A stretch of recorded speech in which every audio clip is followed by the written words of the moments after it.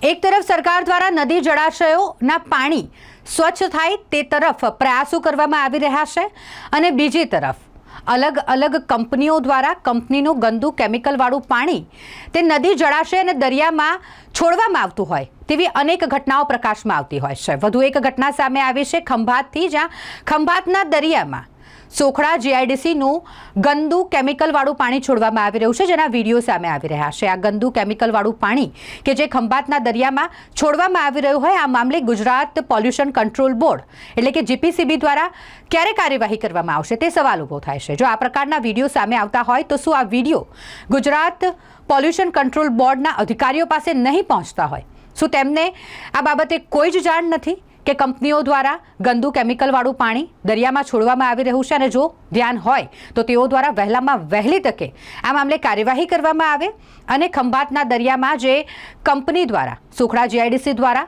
ગંદુ અને કેમિકલવાળું પાણી છોડવામાં આવી રહ્યું છે તેની સામે કાર્યવાહી કરવામાં આવે તેવી માંગ ઉઠી છે।